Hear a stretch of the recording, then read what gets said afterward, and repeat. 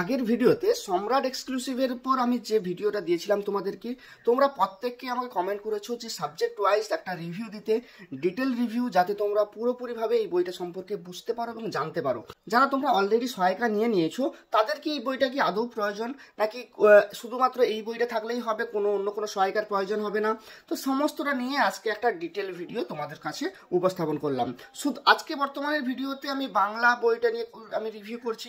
পরবর্তী যে ভিডিওগুলো প্রত্যেকটা সাবজেক্ট ধরে ধরে আমি সংক্ষিপ্ত ভিডিওর মাধ্যমে শেষ করব, অর্থাৎ 2 থেকে 3 মিনিটের মধ্যে একটা ভিডিও আমি সম্পূর্ণ করব, যাতে তোমাদের খুব বেশি সময় নষ্ট না হয়।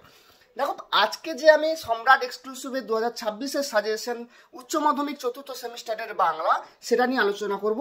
লেখার ধরন, লেখার মান এবং পেজের যে কোয়ালিটি, সে সম্পর্কে আমি আগের ভিডিওতে জানিয়ে দিয়েছি। তোমরা যদি এইসব বিষয় জানতে চাও তাহলে আগের ভিডিওকে দেখে নাও। আর যদি তোমাদের বইয়ের লেখালেখির ধরন কিংবা এর প্রশ্ন উত্তরের মান এগুলো তোমাদের জানার প্রয়োজন হয়, তাহলে আজকের ভিডিওটি শুধুমাত্র তোমাদের জন্য।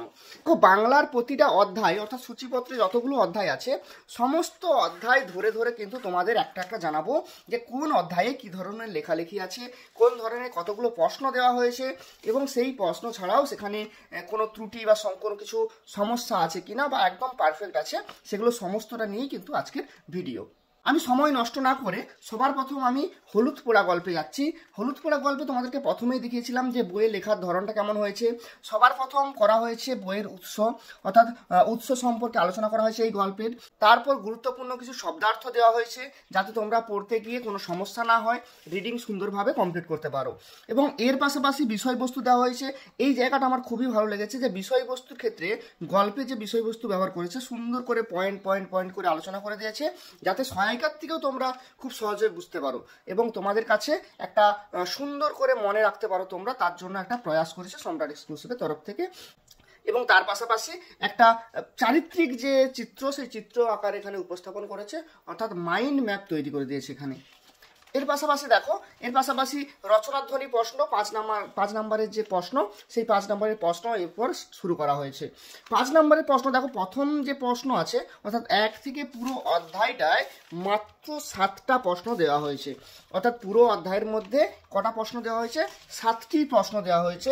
তার পাশাপাশি কিছু কিছু প্রশ্ন আছে যার অনুরূপ প্রশ্ন একই রকম হতে পারে, বা তার অ্যান্সারটা একই, দুটো প্রশ্নের উত্তর একই হবে। সেগুলো তোমাদের যাতে তো কোনো সমস্যা না হয়, তার জন্য কিন্তু অনুরূপ প্রশ্ন হিসেবে একের পর এক দিয়ে দিয়েছে। অর্থাৎ একটা প্রশ্নের কত ধরনের প্রশ্ন হতে পারে সেটাও কিন্তু এখানে করে দেওয়া হয়েছে। আচ্ছা, এর পাশাপাশি অর্থাৎ এই যে প্রথম অধ্যায় দেখলাম হলুদ পোড়া, এখানে দেখো হলুদ পোড়া 7টি প্রশ্ন দেওয়া হয়েছে। এর পাশাপাশি হোম টাস্ক, আমি তোমাদেরকে আমাদের যখন বাংলা অনলাইন ক্লাস হয়, তোমাদেরকে আমি বলেইছিলাম যে 4th সেমিস্টারে ভালো রেজাল্ট করতে গেলে প্রত্যেক দিনের হোম টাস্ক তোমাদেরকে রেডি করতেই হবে। সে তোমরা কোনো বই থেকে করো, কোনো কোচিং সেন্টার থেকে করো, অফলাইন ব্যাচ থেকে করো, হোম টাস্ক খুবই বাধ্যতামূলক তোমাদের পরীক্ষার মান আরও উন্নত করার জন্য, তোমাদের অভ্যেসটাকে আরও এগিয়ে নিয়ে যাওয়ার জন্য। ভালো নাম্বার পেতে গেলে হোম টাস্ক করা অত্যন্ত জরুরি, অর্থাৎ প্র্যাকটিস ছাড়া কখনো কিন্তু সম্ভব নয় 4th সেমিস্টারে এই অল্প সময়ে ভালো রেজাল্ট করা। সেই জন্য সম্রাট এক্সক্লুসিভ থেকেও সেই একই বিষয়, একই নির্দেশনা দেওয়া হয়েছে। এখানে লিখেই দিয়েছে যে তোমরা প্রথমে এই আগের প্রশ্নগুলো ভালো করে অভ্যেস করবে, তারপর এখান থেকে হোম টাস্ক হিসেবে কিছু প্র্যাকটিস প্রশ্ন দিয়েছে এবং তার কিছু সংক্ষিপ্ত অ্যান্সার দিয়েছে। এই সংক্ষিপ্ত অ্যান্সারটাকে ধরে তোমরা বিস্তারিতভাবে যাতে একটা সুন্দর অ্যান্সার নিজে থেকেই সাজাতে পারো, এবং সেটা তোমাদের অফলাইন যে হোম টিচার আছে বা টিউশন টিচার আছে তাদের কাছে, বা স্কুল টিচার আছে তাদের কাছে এটা একটু কারেকশন করিয়ে নিও। এরপর দেখো হারুন সালিমের মাসি। হারুন সালিমের মাসি এই গল্পটা থেকে তোমাদেরকে 5টা প্রশ্ন দেওয়া হয়েছে। কি দেওয়া হয়েছে দেখো, হারুন সালিমের মাসি থেকে গল্প থেকে তোমাদের 5টা প্রশ্ন দেওয়া হয়েছে। এই 5টা প্রশ্ন তোমাদেরকে রেডি করার এখানে নির্দেশ দেওয়া হয়েছে সম্রাট এক্সক্লুসিভের তরফ থেকে। এছাড়াও তোমরা অনেকেই জানো হারুন সালিমের মাসি গল্পটা 2007 থেকে 2016 পর্যন্ত মাধ্যমিকের সিলেবাসের অন্তর্ভুক্ত ছিল। বর্তমানে তোমাদের সিলেবাসে, অর্থাৎ 4th সেমিস্টারের সিলেবাসে একে অন্তর্ভুক্ত করা হয়েছে। এবং যখন 2007 থেকে 16 পর্যন্ত যে এই সিলেবাসের অন্তর্ভুক্ত ছিল এবং সেই সময় যে প্রশ্ন এই অধ্যায় থেকে আসতো, সেই প্রশ্নগুলো কিন্তু এখানে সুন্দর করে তুলে দেওয়া হয়েছে যে কী কী প্রশ্ন এই হারুন সালিমের মাসি থেকে আসতো, এবং সেই প্রশ্নগুলো কি এখানে দিয়ে দেওয়া হয়েছে। তোমরা এগুলো প্র্যাকটিস করতে পারো। এছাড়াও আবার অধ্যায়ের শেষে হোম টাস্ক দেওয়া হয়েছে। হারুন সালিমের মাসি থেকে 5টা প্রশ্ন দেওয়া হয়েছে, এবং 5টা প্রিভিয়াস ইয়ারের প্রশ্ন দেওয়া হয়েছে, এবং 7টা প্রশ্ন দেওয়া হয়েছে প্র্যাকটিসের জন্য। পরের অধ্যায় দেখো কবিতা। এই জায়গাটা একটু বলবো, গল্পের দিকটা আমি পড়ে দেখেছি খুবই সুন্দর, কোথাও কিন্তু আমি ত্রুটি সেরকম দেখিনি বা কোথাও ভুলভ্রান্তি দেখিনি। কিন্তু কবিতার দিকে কিছু জিনিস আমার খুব একটা পছন্দ হয়নি। কোন কোন জায়গাগুলো সেটা আমি একটু পরেই বলছি। আমি জানি অনেকেই সম্রাট এক্সক্লুসিভের বইয়ের প্রতি অনেক আস্থা, অনেক বিশ্বাস, আমারও সেই একই। দেখো আমি চেষ্টা করছি একটা হনেস্ট রিভিউ দেওয়ার। যেখানে আমার ভালো লেগেছে সেটা অবশ্যই আমি ভালো বলবো, যেখানে আমার একটু ত্রুটি বলে মনে হয়েছে বা সম্রাট স্যারের উপর আমারও শ্রদ্ধা অনেক, কিন্তু যে জায়গাগুলো ভালো ভাই সেটা আমি ভালোই বলছি। যেই জায়গাগুলো পার্সোনালি আমার ভালো লাগেনি সেটাও আমি জানিয়ে দিচ্ছি। যে জায়গাগুলো আমার পছন্দ হয়নি তো পার্সোনালি আমি সেটা জানাচ্ছি। তোমাদের যদি ভালো লেগে থাকে সেই জায়গাগুলো তোমরা আমাকে কমেন্ট করে জানিও যে তোমাদের বইটা কেমন লাগছে। দেখো প্রার্থনা কবিতা দিয়ে শুরু করছি। প্রথমে দেখো কবিতার এখানে উৎস দিয়ে দেওয়া হয়েছে, গুরুত্বপূর্ণ তথ্য কিছু দেওয়া হয়েছে, ইংরেজি অনুবাদ দেওয়া হয়েছে, কবিতা রচনার প্রেক্ষাপট দেওয়া হয়েছে এবং গুরুত্বপূর্ণ বেশ কিছু শব্দার্থ দেওয়া হয়েছে। খুবই সুন্দর, প্রথমের দিকটা আমার সত্যি খুব ভালো লেগেছে। এবং এর পরবর্তী যে বিষয়টা আছে যে কবিতার মূল ভাব, এই কবিতার মূল ভাবটাও কিন্তু যথেষ্ট সুন্দর করা হয়েছে, এখানে সমস্যা নেই। সমস্যা আমার যেটা লেগেছে সেটা হচ্ছে দেখো প্রত্যেকটা প্রশ্ন এখানে দেওয়া হয়েছে এবং সেই প্রশ্নের মানে এই কবিতার প্রশ্নের অ্যান্সার লেখার ক্ষেত্রে বেশ কিছু পয়েন্ট যুক্ত করেছে। প্রত্যেকটা কোশ্চেনে পয়েন্ট আকারে অ্যান্সারগুলোকে উপস্থাপন করেছে। এই পয়েন্ট আকারে উপস্থাপন করার বিষয়টা আমার একটু দ্বিধাবোধের মধ্যে দিয়ে আমি যাচ্ছি, কারণ পার্সোনালি আমার এটা একটা খুব ভালো লাগেনি। তোমাদের যাদের ভালো লেগেছে তোমরা কমেন্ট করে জানাতে পারো। প্রার্থনা কবিতায় প্রশ্নের সংখ্যা হচ্ছে 4টি এবং এছাড়াও প্রার্থনা কবিতা থেকে তোমাদের প্র্যাকটিসের জন্য 7টি প্রশ্ন দেওয়া হয়েছে। তোমাদের প্র্যাকটিসের জন্য 7টি প্রশ্ন দেওয়া হয়েছে এবং এই অধ্যায়ের মোট প্রশ্নের মান হচ্ছে কিন্তু 4টি এবং হোম টাস্ক হিসেবে তোমাদেরকে প্র্যাকটিসের জন্য 7টি প্রশ্ন দেওয়া হয়েছে।